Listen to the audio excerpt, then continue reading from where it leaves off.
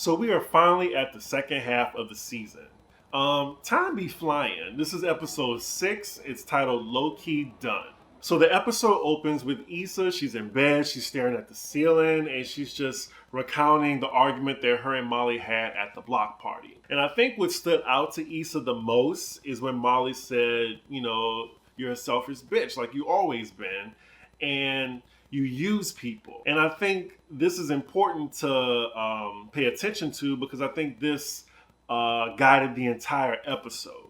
This is a very somber beginning. So she opens up her phone and it's Facebook and she's just looking through all the comments and it's all positive. Everyone enjoyed themselves outside of the whole stampede that happened. There's also this voicemail montage of first it's her brother, then it's who else was it? Her assistant, and then it was Kelly holding Tiffany's baby. Kelly's just funny in every capacity. I just really hope that we can see Kelly in these remaining 4 episodes. But yeah, so she ignores Kelly, even though she's trying to figure out what happened between her and Molly. So after the title, we have Issa talking to her mirror, like she always does. And the mirror reflection is telling her, you fucked up, right? And Issa's like, she fucked up too. I'm always the one apologizing. She needs to apologize. And you know what? I agree. I think that, it was Issa's event. It wasn't the time or place. And Molly could have handled it way different. I mean, Molly bucked up at Issa. I thought they were about to fight. So, in the meantime, she's going to relax, relate, and release and give herself a self-care Sunday. So first she starts to clean her apartment. And I gotta agree, like when I'm feeling down or something like that, I want my space to just feel clean. And I don't know, like it keeps me busy and then I feel so accomplished when I'm done. I just related to that scene because I feel like a clean apartment, it just makes me feel like, okay, I'm in control of my space. While she's doing that, she gets a call from Nathan. We see him at his barbershop for the first time. He's calling to check up on her after the blow up between her and Molly. Issa also apologizes to him for making it seem like, she used him. And he said he doesn't feel used at all. He just really wanted to help her. And they're talking, and Nathan kind of gives the hint that he wants to see her, but I'm guessing Issa doesn't take the bait. So the phone call ends, and then Issa begins to start her day. So the next scene, we have Issa at the grocery store in the checkout line. We see a woman that's, I'm guessing, begging for people to buy the items that she has. At first, I thought she was just trying to skip people to get out of there, but she was actually asking people to, buy her groceries for her. And you see that she's pregnant, which adds another layer of, maybe I can help her. So throughout this entire episode, Issa's reflection is like a character. I think this episode, I would say, is the most we've seen of her reflection, giving her like a type of conscious guide. Anywho, Issa sees the woman and she's just like, I got you. So, the woman says, thank you so much. I appreciate it. You're so beautiful. The cashier rings up her items and it rings up to $155. And Issa, all she bought was a jug of red wine. And I was wondering, by the way, that looks like that cheap Livingston gallon jug wine. I don't know. Let me know. Because my mom has that and that shit is disgusting. But I digress. So there's a very embarrassing scene of Issa swiping her card and it declines twice. So then she tries to reach for another card. The pregnant lady is just like, you know what? This is getting sad. Thank you anyway. And she just walks off annoyed. I guess Issa tried, but this was funny and sad at the same time. Because I'm like, damn, she only got $155? So the next scene, she's in her car, leaving the grocery store, and then she notices an old gentleman that's running after the bus, and he missed it. So she pulls up to him, and she asks, does he need a ride?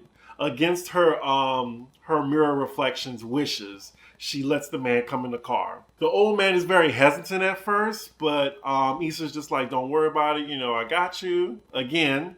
and she offers him a ride. He gets in. Now, soon as this man gets into the car, he is rude as fuck and unappreciative. Like, I probably would have kicked him out right then and there. He doesn't even tell her where to go. Like, he just like says, oh, just keep driving. I'll let you know where to drop me off. Yeah, so he's complaining about the temperature. The conversation is pretty problematic on his part. And then he starts to ask for her to stop and go to the bathroom. Now, at this point, when she's waiting for him, I would have totally drove off. Her reflection told her to drive off, but Issa's just trying to be this unselfish person. So yeah, Issa's just trying to be a good Samaritan this entire episode. She decides to like just stay and wait for him. So he gets in the car and this man is just annoying as fuck. And by the way, this scene went on really long. Was it just me? Cause I'm like, okay, we know these episodes are short as fuck. Why are we wasting so much time on this? Is there like an end game to this? Is there something special about this man? Finally, she gets to this person's house. That's it. Like, she drops this old fool off and she goes about her way. She gets to a sip and paint activity by herself. And she sits next to this group of 3 black women. And one of them being Kyla Pratt, Mrs. Penny Proud. Now, also, I recognize this other light-skinned girl. I used to intern with Janelle Monáe. And I would see her all the time. Like, she and Janelle, I think that's like her best friend or whatever. And I was just like, oh yeah, I know her. Her name is, I'm sorry if I'm mispronouncing it. It's Mikkel Monroe. So yeah, they're kikiing. Issa lets them like join in on her big jug of wine that she bought. So we find out Kyle and her friends are from DC. They're in town for her bachelorette weekend. The ladies are really vibing really well. They're kikiing, they're shading each other pretty lightly. It's nice to see. This could pretty easily be Issa's new batch of friends, or so we're led to believe. Now, when the paint and sip is over with, Issa finds out she gets a voicemail from Kelly. She continues to ignore her phone calls. And one of Kyla's friends asks Issa, oh, do you want to join us for a drink across the street? Issa gets the okay from her reflection and she joins them. So they're continuing, talking, getting to know each other. And they ask Issa, oh, like, what do you do? So Issa kind of has some complications describing what she's doing, but she says, oh, well, I guess you can call it like a culture curator, a curator of culture. I don't know. But yeah, like the girls are just like eating it up. They're just like, oh yeah, that's fascinating. That's so nice. They're encouraging her. It's really positive. They're bigging her up. And it's just nice to see because I don't think, Issa's own friends really be like that supportive with her unless they actually see her not fucking up. So one of the girls, they get up to go to the bathroom. Issa joins her. They're talking between stalls, and one of the girls just stops replying to Issa while she's in the stall. So Issa comes out the bathroom and notices the girl's gone. So when she walks out the bathroom, she notices all of the girls are gone. And she sees on the table that there's like this scavenger hunt sheet that says, befriend a stranger. These motherfuckers then left her and dine and dash on the bill. And then as soon as she gets up to the bar, they hand her the check. And I'm just like, that was so grimy. Like, that really sucked. For one thing, that is some psychological shit where you're with people who knowingly are like scamming you, asking you like about your life and everything just for like a game. It's just something so sociopathic about that. Like, I was mad for Issa. I'm also wondering, like, how is she able to pay the bill? Because she can barely afford $155. So I'm like, where did she get the money to pay the bill? Now, so far on this episode, she is 0 for 3 in doing like just kind deeds or selfless acts or just trying to be a better person. Like, this Self-Care Sunday has really just tanked. So then we have the next scene. Issa is zooming down the street and then she sees the girls. She gets out her car, gets her painting that she did, and she just whoosh right over this girl's head. I'm like, of course this is like a fantasy, but I'm really hoping. Everybody's supposed to be inside. Why is this? Why? I'm inside right now practicing social distancing. Anywho, she gets out the car and just like, yeah, bitch, yeah, I got you. And unfortunately, this whole sequence wasn't real at all. We have Issa back in her car, and it's not even the women across the street anyway. So she picks up the phone and she calls someone. She asks them, are they busy and can she come over? And then we're just wondering like, oh, who could it be? Could it be Nathan? I thought it was going to be Nathan or Lawrence, personally. But we find out that, when she gets to the house, it's her mom that she goes to see.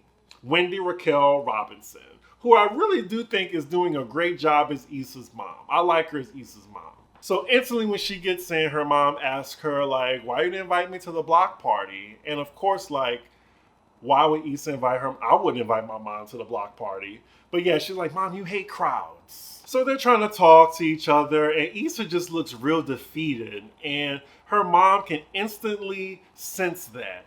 And her mom is just like, come here, bring it in. And this was a nice scene. Like, she just fell into her mom's arms and she just started like crying, like just started sobbing. And like moms just know, like even if you can't go to your friends, like you can go to your mom and it can be the most comforting thing. Even if your mom don't even get you sometimes, you still have an unconditional love there to support you. And that was really nice. I like that scene a lot. So next we see them like on the couch and Issa's just discussing like, what every 29 to 30, to every person that's like 29 to age 32, like they're just in this like area of their life where they just don't know where it's going. So Issa's 30 in this. And yeah, she's just wondering to her mom, like, what am I doing? Like, am I on the right path? Issa just basically feels lost, I guess. And it's very relatable. Because me personally, like when you get to like 28, 29, you're just thinking, oh, I'm supposed to be doing this in my life already. I'm supposed to have kids maybe. I'm supposed to be married. I'm supposed to be where I want to be. And of course, realistically, that's just not how life works. And her mom is telling her this by saying that her and her brother are mistakes. In the best motherly way. And she says, like, I just figured it out. And that's what you're going to do. You're going to figure it out. I mean, honestly, it's just like this YouTube thing. Like, you would have talked to me 2 years ago, I would have never thought I would be filming reviews just like Alex. But yeah, like, you just don't know where life takes you. And that's why I love this show, because it really is a show for millennials. So next scene, we have Issa walking and she finally like calls Kelly back. And of course, Kelly's just like, bitch, where you been? And she automatically asks Issa, did you call Molly yet? And Issa's just saying like, well, I don't feel like I should have to call her. I always have to call her and I want her to call me. And I agree with her, because I think Molly should call her this time. But we're so used to seeing Issa be the fuck up that I'm guessing Kelly just expects her to call Molly and make it right. Issa also asked Kelly, are you keeping that same energy for Molly? Or are you telling her to call me? And she was like, yes, of course. Like, me and Tiffany one time got into like an argument that we almost didn't walk away from. But we're good, and I want y'all to be good. So basically, they end that phone call with, well, so if Molly don't hit you back up, what, it's just over? And we don't get a response on her end. So the next scene, Issa finally arrives home. She's relaxed, she unwinds, she lights up a joint, clearly high. She's on her Facebook and she's just answering positive questions about the block party. We see that she's in better spirits now that she's talked to her mom. And also when she's answering one of the questions, it says, oh, where can I find more things like this? And she responds, I got you, coming soon. So we see that the inspiration, drive, and confidence is still there. Now later on, we see Issa gets the munchies because, of course, she's high. She drives and parks in front of the place. Now, when I saw this place, I was like, Molly gonna be in that place. Just watch. So it's the Ethiopian restaurant that I remember from season 1 where they always used to go. And surely enough, when she gets up to the door, she sees Molly sitting at the bar. So we see Molly, she's just sitting on her phone, chilling. And Issa's basically at like a decision right now. Should I walk in or should I just turn around?